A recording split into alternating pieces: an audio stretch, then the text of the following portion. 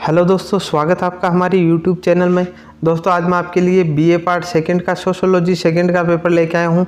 इससे पहले मैंने सोशियोलॉजी सेकंड का और सोशियोलॉजी फर्स्ट के पेपर डाल दिए हैं। अगर आपने उनको नहीं देखा तो उसका लिंक मैं आपको डिस्क्रिप्शन में दे रहा हूँ, वहाँ जाके देख लेना। इसमें आपका जो पेपर होने वाला है वो टोटल 100 नंबर का होगा और आपके जो पेपर है वो 1.5 घंटे का होने वाला है। टोटल यहाँ पे आपके दोनों पेपर 3 घंटे 10 मिनट के होने वाले हैं।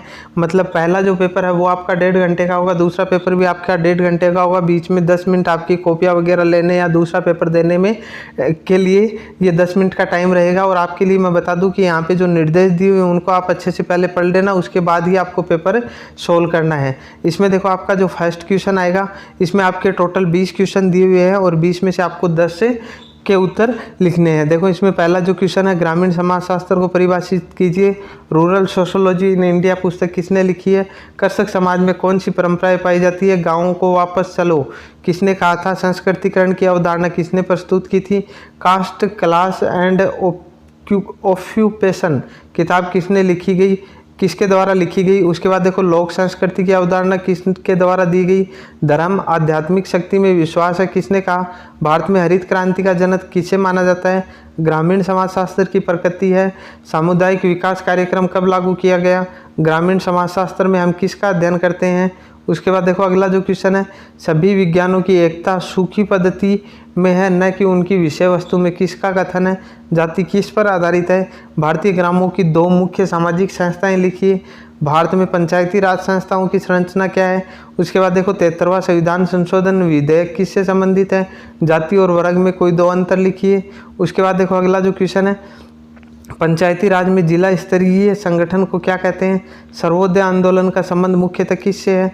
उसके बाद देखो सेकंड जो पेपर है, सेकंड क्वेश्चन है, इसमें से आपको कोई 5 क्वेश्चन सोल्व करने हैं, ठीक है ना। मतलब 10 क्वेश्चन दिए हुए होंगे, 10 में से आपको 5 सोल्व करने हैं। इसमें देखो ग्रामीण समाजशास्त्र का महत्व लिखिए, कोई 2 लिखने आपको, है ना।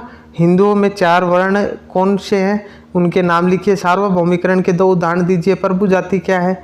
उसके बाद देखो 2 भारतीय समाजशास्त्रियों के नाम लिखिए जिन्होंने भारतीय गांवों का अध्ययन किया है। सार्वभौमिकरण के 2 उदाहरण लिखिए।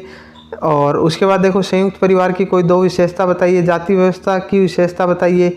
उसके बाद देखो अगला जो क्वेश्चन है, ग्रामीण क्षेत्रों में रोजगार सृजन हेतु 2 कार्यक्रमों के नाम लिखिए। हरित क्रांति की कोई 2 विशेषताएं लिखिए। इसके बाद देखो आपका ये जो डिस्क्रिप्टिव आंसर टाइप क्वेश्चन है, इनमें देखो आपके ये टोटल 6 क्वेश्चन आने वाले हैं और 6 में से आपको कोई 2 करने हैं। इसमें देखो ग्रामीण समाजशास्त्र की महत्ता बताइए। लघु परंपरा क्या है? लघु वृहद परंपरा में अंतर बताइए। मतलब यहाँ पे आपको फिक्स नहीं है कि इन 2 में से एक करना है ना। मतलब ये टोटल 6 हैं, 6 में से कोई से भी 2 करने हैं, ठीक है ना। इनमें कोई बाध्यता नहीं है कि आपको सेक्शन ए वाले करने हैं, बी वाले करने हैं, सी वाले करने हैं, कोई भी आपको 2 क्वेश्चन करने हैं। उसके बाद देखो आपका अगला जो क्वेश्चन है, शक्ति किसे कहते हैं? ग्रामीण शक्ति संरचना के बदलते स्वरूप की विवेचना कीजिए। जाति व्यवस्था के गुण और दोष पर एक निबंध लिखिए। ग्रामीण पुनर्निर्माण में पंचायती राज संस्थाओं के योगदान की विवेचना कीजिए। और टिप्पणी लिखनी है देखो किस पे? ग्रामीण नगरीय सातत्य, और उसके बाद में भूमंडलीकरण, सार्वभौमिकरण और स्थायीकरण, और उसके बाद देखो 73वां अधिनियम। तो इस तरह से आपका ये पेपर आने वाला है। और मैंने 2 पेपर डाल दिए हैं, 2 ही इसके फर्स्ट पार्ट के डाले हैं। तो ये कुछ इंपॉर्टेंट क्वेश्चन है, इनको आप एक बार के लिए देख लेना। इंपॉर्टेंट क्वेश्चन है क्योंकि यूनिवर्सिटी में यही होता है, जो पीछे एग्जाम में क्वेश्चन आए हुए हैं वो ही रिपीट होते रहते हैं।